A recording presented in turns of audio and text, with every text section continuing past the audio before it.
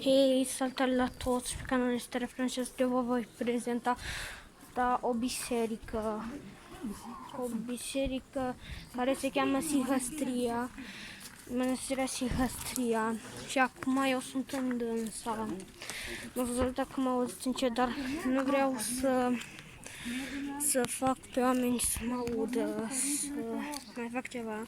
Și de astăzi noi vom merge la mormântul lui Cleopa, părintelui Cleopa.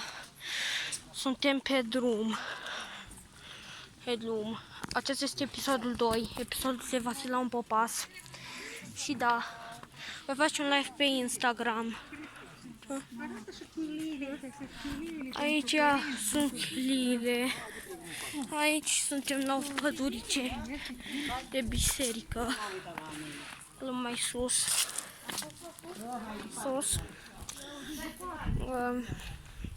Aici o căsuță.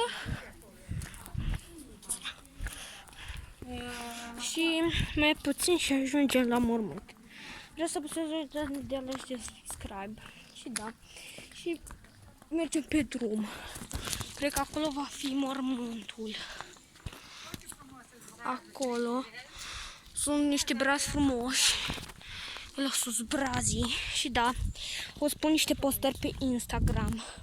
Cristi Pumiaci, pe 77 al meu, o să o să vă las în descriere. Și da, mai avem o leacă. Deci nu mai pot, deci am și mască din cauza coronavirus. Și plus de asta mai mers și de departe la captorul meu până aici. Deci nu mai pot, deci n-am mers repede, dar mi-am mai luat ceva, dar o să vă arăt la popas. Popas și da. Da, cred că suntem aproape aici. Suntem aproape aici. Iar nostru de noi și bine, fiindcă am ținut telefonul dreptunghiular. Țin aici o pajiște.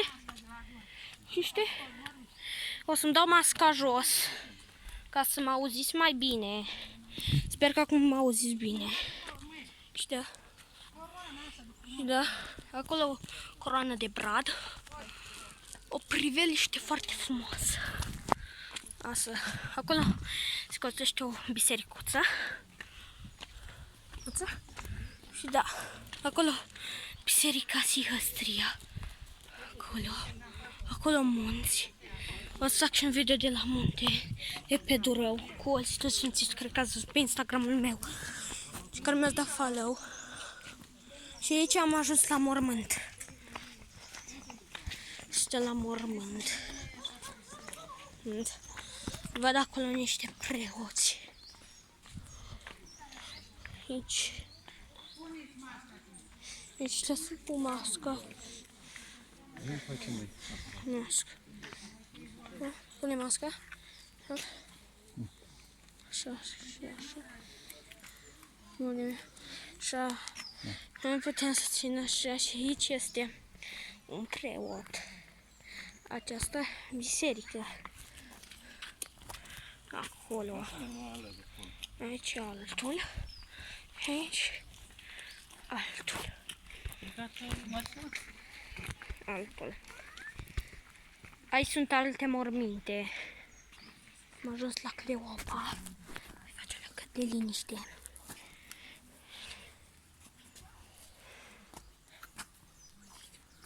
Aici este părintele Cleopa.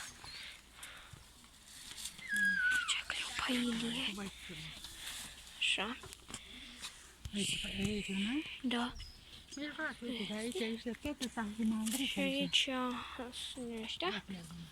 Și da, să-l arăt și pe părintele Cleopa. Am și o cruce care le dau soară la popas. Și da, nu știu cam cât ați ține videoul ăsta. Vreau să fac o cruce. Ce am făcut-o. Și da, sunt cu masca pe față. Și aici alt preot. Cleopa, o să vă arăt crucea la popas. Aici asta. Ața, și da, o să vă arăt crucea lui aia din mână. Plus mai am și o cărticică ca o icoană cu 2 iconițe. Cu sfinți. Și aici? Și nu știe că nu-ți mor să Aici nu scrie.